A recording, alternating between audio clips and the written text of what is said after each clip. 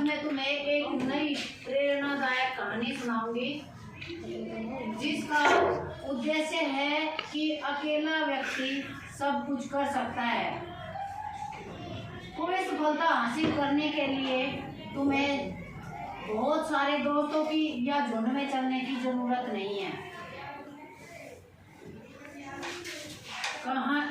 एक बार बहुत ही विशाल नदी पर एक गुरु अपना आश्रम खोल रहा था और वहाँ शिष्यों को शिक्षा देता था। एक बहुत ही बड़ा सम्राट था। सम्राट होता है राजा था। उसका 12 साल का पुत्र था जो बहुत ही शरारती था और किसी की बातें नहीं सुनता था। उसने सोचा कि क्यों ना इस आश्रम में मैं अपने बच्चे को छोड़ दूं। उस राजा ने अपना जो लड़का था वो उस गुरुजी के पास आश्रम में छोड़ दिया। अब वो जब सम्राट छोड़ने आया तो उस आश्रम में जो शिष्य थे वे तो आम घरों से थे ना, वे तो सब बच्चे ऐसे ही नॉर्मल घर से थे। वे उसकी तरफ देखने लगे कि ये तो किसी सम्राट का लड़का है और बहुत ऊंचे घराने का है, इसकी तो परवरिश बहुत अच्छे घर में हुई है। तो सभी उससे थोड़ा सा दूर रहने लगे।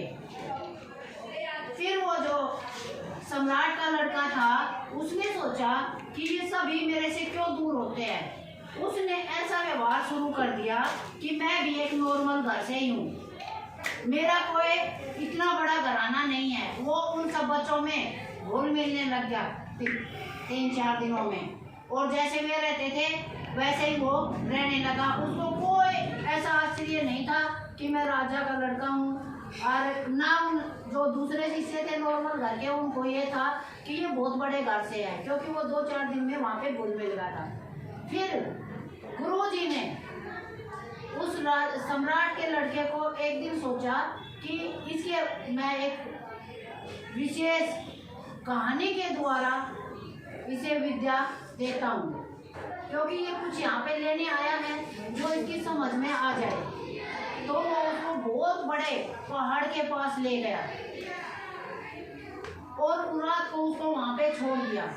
कहने लगा कि तेरे को यहाँ पे पूरी रात रहना है और पूरा दिन रहना है। वो उसको छोड़ के आ गया। जो गुरुजी थे, गुरुजी उस शिष्य को छोड़ के आगे पहाड़ के पास। तो पहाड़ के पीछे से उसने देखा रात को कि एक बाज बैठा है। वो आराम से वहाँ पे बैठा हुआ था, क्योंकि बाज हमेशा अकेला ही रहता है, बाज कभी भी झुंड में नहीं रहता। वहाँ पे बाज बैठा था तो वो देखता रहा बाज की हरकतें जो उसने की। फिर सुबह हुई तो एक गडरिया वहाँ से भेड़ बकरियों को लेके जाने लग रहा था।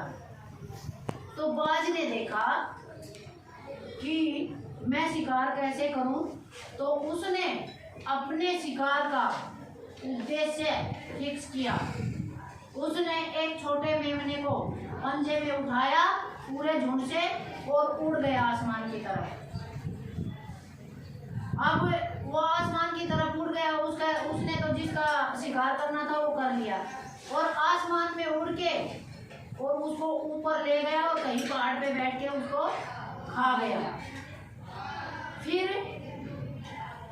जो है वो जो भेड़ बकरियां होती है वो झुंड में रहती है, लेकिन वे उस मेमने को नहीं बचा सकी। क्यों नहीं बचा सकी? कि जो बाज होता है उसकी उड़ान बहुत तेज होती है और उसकी निगाह भी बहुत तेज होती है। वो एकदम अचानक वार करता है।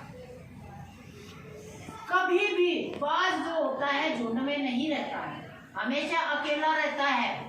जब भी कोई आंधी आती है तो बाज कभी भी आंधी के थपेड़ों में नीचे नहीं गिरता। उसको बहुत ज्यादा उसकी पंखों में वजन हो जाता है, लेकिन वो उस आंधी को चीर के और ऊपर उड़ान भरता है। वो बादलों से ऊपर हो जाता है, बादल नीचे रह जाता है और बाज ऊपर चला जाता है। बाज जो पक्षी है वो बहुत ही मेहनती होता है, और जितनी मेहनत करता है वो अकेला ही करता है। बाज कभी भी झुंड में किसी भी उद्देश्य को पूरा नहीं करता। जैसे शेर है, शेर शिकार कई बार क्या करता है, झुंड में भी कर देता है। और जितने भी पशु पक्षी जो होते हैं इसमें वनों में, वे तकरीबन झुंड में रहते हैं।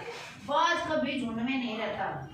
बाज की उम्र होती है 70 साल की, और जो बाज होता है 40 साल के बाद उसके नाखून बहुत लंबे लंबे हो जाते हैं, यानी उसमें बुढ़ापा आ जाता है। 40 की एज में नाखून बड़े हो जाते हैं, पंख ज्यादा भारी हो जाते हैं जो टूटने के कगार पे आते हैं। फिर बाज क्या करता है, एक पहाड़ पे जाता है।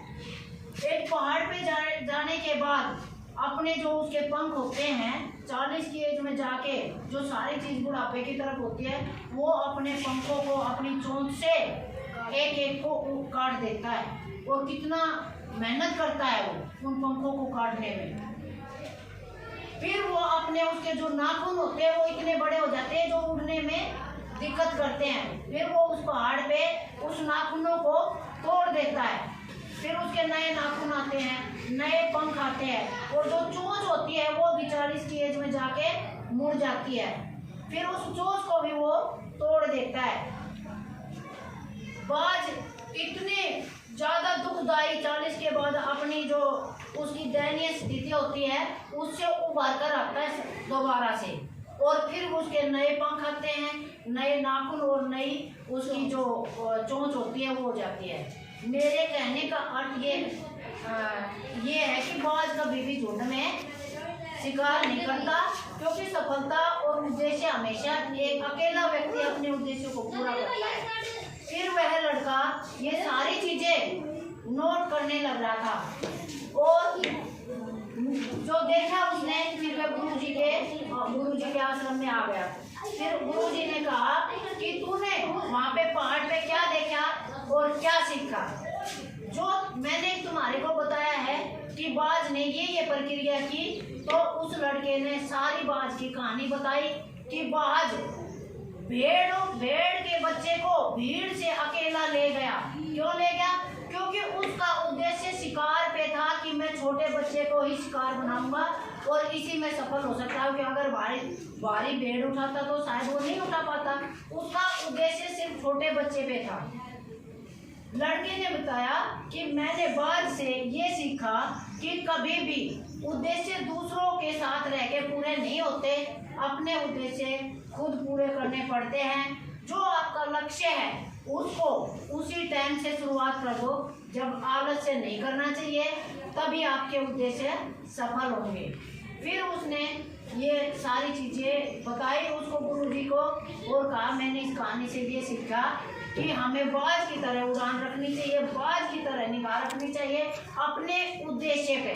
अपने उद्देश्य को प्राप्त करने के लिए हमें बाज की तरह निगाह रखनी चाहिए और बाज की तरह उड़ान भरनी चाहिए। फिर जब उसने पूरी विद्या सीख ली तो वो सम्राट आया और अपने लड़के को लेके चला गया। इस कहानी से तुमने क्या उद्देश्य लिया और क्या सीखा? बताओ क्या सीखा? हमें कभी दूसरों के सारे अपने उद्देश्य को नहीं देखना चाहिए। हमने अपने उद्देश्य को अकेले ही पूरा करना है, और हमारा लक्ष्य और उद्देश्य एक दिशा की तरफ होना चाहिए, जैसे कि बाज का होता है। थैंक यू बेटा।